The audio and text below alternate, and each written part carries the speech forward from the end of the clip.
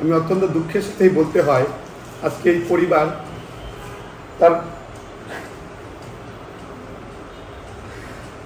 পরিবার আজকে আমাকে এখান থেকে অস্বীকার করেছে। ইতিহাসের আস্থা করে নিক্ষিপ্ত হবে এবং ভবিষ্যতে ওই আওয়ামী মুসলিম লীগের দলের মতো ভিতর থেকে ওই জাদুঘরে খুঁজে বের করতে হবে। আপনারা জানেন গত পরশুদিন গণ অধিকার পরিষদ এক প্রকার নাটকীয় একটা ঘটনা ঘটছে। যে ঘটনার মধ্যে আপনারা গণমাধ্যম সহ সারা দেশবাসী হয়তো অনেকেই জানে না, রাজনীতি নেতৃবৃন্দরা জানে, দলের ভিতরের মানুষরা জানে কী পরিমাণ ত্যাগকে দীক্ষা করেছি। 2018 সাল থেকে আন্দোলন সংগ্রাম করে 11টি মামলা খেয়ে তারপরে দলের সাধারণ সম্পাদক রাশেদ খান তো স্বীকার গেছে মিডিয়ার সামনে, অস্বীকার করতে সুযোগ নাই। একই সাথে কারাগারে ছিলাম, রিমান্ড খেটেছি, 11টা মামলা রয়েছে। তারপরে আপনারা দেখেছেন আবার আমি এই দলের স্থায়ী কমিটির মেম্বার, হায়ার কাউন্সিল, আবার এই দলের যুগ্ম সাধারণ সম্পাদক। এই রক্ত শ্রম গান দিয়ে দল বানাইছি, কিন্তু কাকতালীয়ভাবে আমাদের কনস্টিটিউশনাল রুলস রয়েছে যেখানে আপনার নিয়ম অনুযায়ী প্রার্থী ঘোষণার জন্য বোর্ড গঠন হবে। কোনো বোর্ড টোট নাই।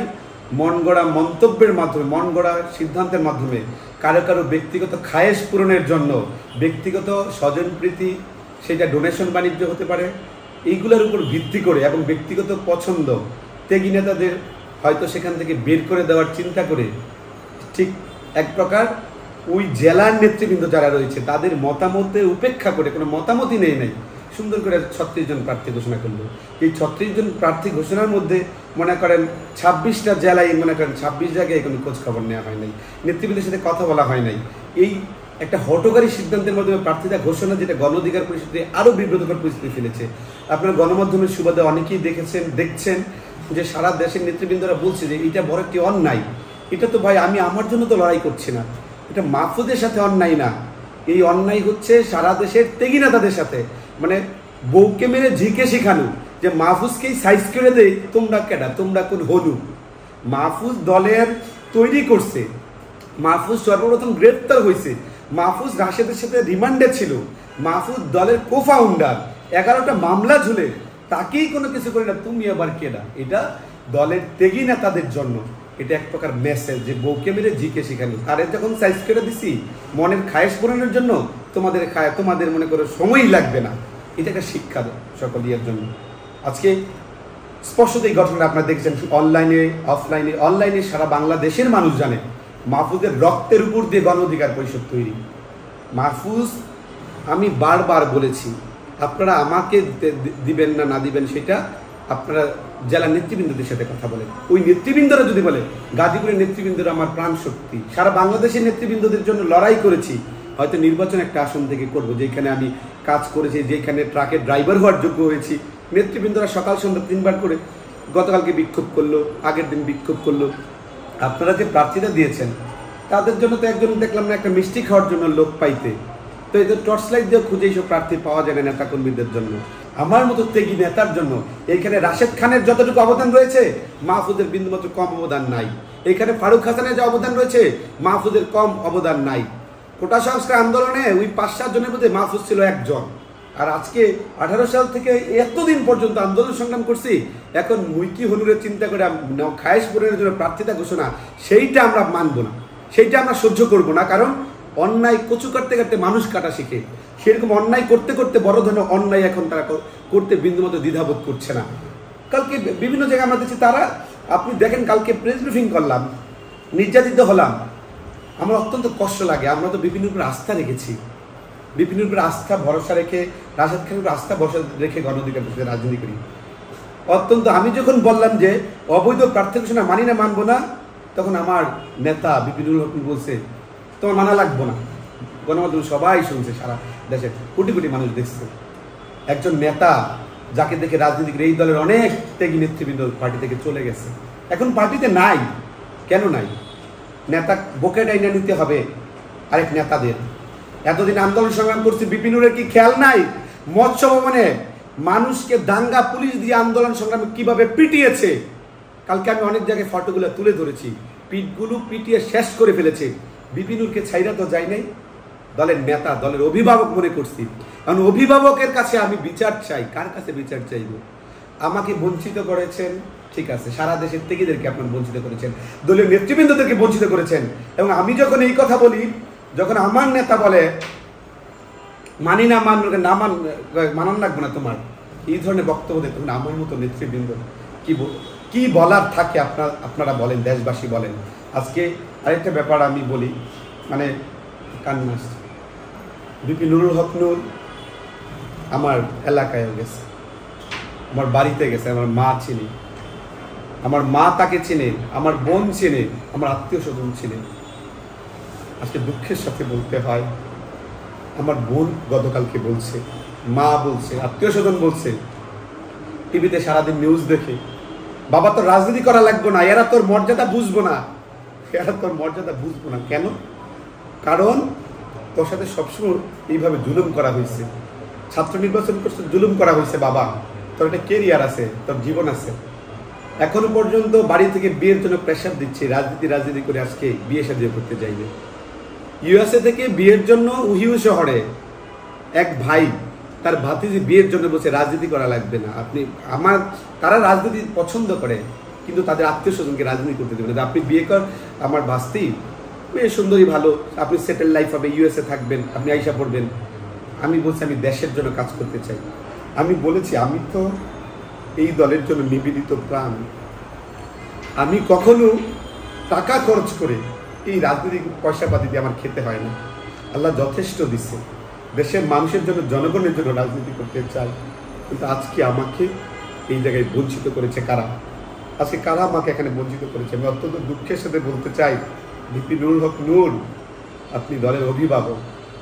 আমি আগে বারংবার বলেছি, অভিভাবক যদি থাকেন, আপনি অভিভাবকের রোল যদি প্লে করেন, ঠিক আছে, অভিভাবক মানে কি আপনি এটার মালিক। এই দলটা কারো একক ব্যক্তির সম্পত্তি না। আপনি যদি মনে করেন নিজের মালিক, আমার পাওনা মানে বুঝাই দেন, আমি যদি কর্মচারী থাকি আমি জেলে যাব।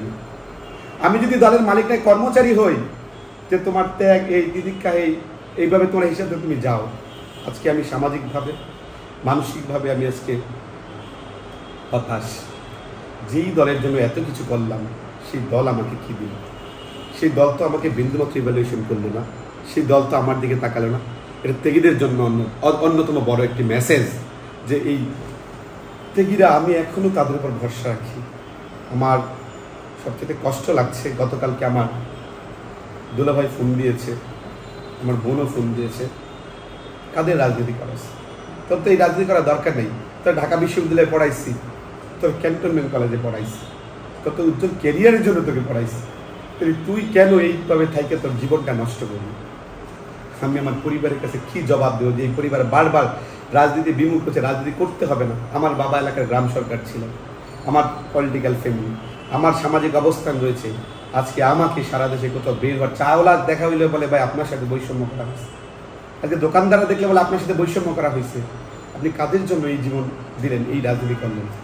সুতরাং আমি বলতে চাই, ভুল হতেই পারে, আমি শুভবোধের উদয় চাই, এবং পাশাপাশি আমাকে মূল্যায়ন না, এই গণ অধিকার পরিষদের থেকে যে নেতৃবৃন্দরা রয়েছে তাদের সকলের মূল্যায়ন আমি চাই।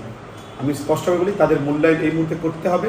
যদি মূল্যায়ন না করেন, এই দল ইতিহাসের আস্থা করে নিক্ষিপ্ত হবে এবং ভবিষ্যতে ওই আওয়ামী মুসলিম লীগের দলের মতো ভিতর থেকে ওই জাদুঘরে খুঁজে বের করতে হবে। আমি তো সবসময় গণ অধিকার পরিষদকে আমার একটা পরিবার ভেবেছি, কিন্তু অত্যন্ত দুঃখের সাথে বলতে হয়, আজকে এই পরিবার তার সদস্যের সাথে আজকে অন্যায় করেছে। আমি অত্যন্ত দুঃখের সাথেই বলতে হয়, আজকে এই পরিবার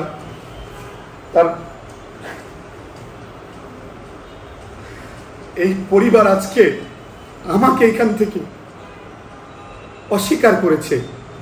আমার বন্ধু বান্ধব, আমি গাজীপুর ক্যান্টনমেন্ট কলেজের স্টুডেন্ট, আমার বন্ধু বান্ধব, আমার আত্মীয় স্বজন, আমার সহযোদ্ধা, সকলে বলছে এই নূরের জন্য না জীবন দিতে গেলি, এই নূরের জন্য না বারবার নির্যাতিত নিপীড়িত হইছস, এই রাশেদ খানদের জন্য না মাইর খাইছস, বারবার হামলা শিকার হইছস, জেল খাটছস।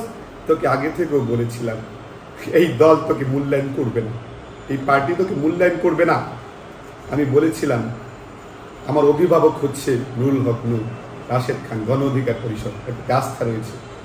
আজকে যখনই মূল সময় আসছে, আজকে তারা আমাকে ঝেড়ে ফেলে দিচ্ছে। আজকে আপনি দেখেন, গাজীপুরে গতকালকে বিক্ষোভ হয়েছে, এর আগের দিন বিক্ষোভ হয়েছে, সারা দেশে আমাকে হ্যায় প্রতিপন্ন করা হয়েছে। মানুষের সামনে একটা দলের সিনিয়র নেতা হয়ে মানুষের সামনে যাওয়ার মতো আমার আর কোনো মুখ, কোনো কিছু তারা রাখে না। আজকে আমার গর্ভধারিণী মা, সে বলতেছে বাবা তুই ফিরে আয়, তুই ফিরে আয়, তোর এই রাজনীতির দরকার নেই, রাজনীতিকে কিছু দিতে পারবে না, দেশের জন্য কাজ করার সুযোগ তোকে দিবে না, দশের জন্য কাজ করার সুযোগ তোকে দিবে না। আজকে এই পরিস্থিতির সম্মুখীন তো আমি কোনোদিন হতে চাই নাই, এই পরিস্থিতির সম্মুখীন তো আমি কোনোদিন হতে চাই নাই। আজকে দেশের বাইরে থেকে ফোন দিয়ে আমার বন্ধু বান্ধবরা বলছে, আমার ভাই ব্রাদাররা বলছে যে এই রাজনীতি তোর জন্য থেকে মানুষের জন্য না। আপনি দেখেন সারা দেশের নেতৃবৃন্দরা কিভাবে প্রতিবাদে ক্ষোভে ফেটে পড়ছে। আজকে আমার নেতৃবৃন্দদের ছাড়া আমি কোথাও যাব না। আজকে বিভিন্ন জেলায় নেতৃবৃন্দরা বলতেছে যে এই দলে মাহফুজুর রহমান খানের যখন মূল্যায়ন নাই, এই দলে রাজনীতি করতে পারবো। আমি বলছি আপনারা ধৈর্য ধরেন। রাশেদ খান, বিপিনুল হক নূর গণ অধিকারের উপরে আস্থা রাখেন। তারা ভুল সিদ্ধান্ত করলে তারা ফিরে আসবে, কিন্তু অত্যন্ত দুঃখের সাথে বলতে হয় আজকে একদিন পার হচ্ছে, অতিবাহিত হচ্ছে, আজকে তৃতীয় দিন এই হঠকারী সিদ্ধান্তের একটা সিদ্ধান্ত দিল না। আমার পরিবারের কাছে কি জবাব দিব, আমার বন্ধু বান্ধবদের কাছে কি জবাব দিব, আমার রাজনৈতিক সহযোদ্ধাদেরকে আমি কি জবাব দিব? তার জবাব আজকে সারা দেশ এই বিপি নূরের কাছে জানতে চাই, রাশেদ খানের কাছে জানতে চাই। আমি অচিরেই বলবো আপনাদের শুভবোধের উদয় হোক। এই শুভবোধের উদয় যদি না হয়, এই গণ অধিকার পরিষদ ব্যাপকভাবে ক্ষতিগ্রস্ত হবে। আমি আমার প্রার্থিতা চাচ্ছি না, আমি সকল ত্যাগী নেতৃবৃন্দ যারা সারা দেশে, তাদের ত্যাগের মূল্যায়ন, গুণের কদর চাই। ভবিষ্যতে গণ অধিকার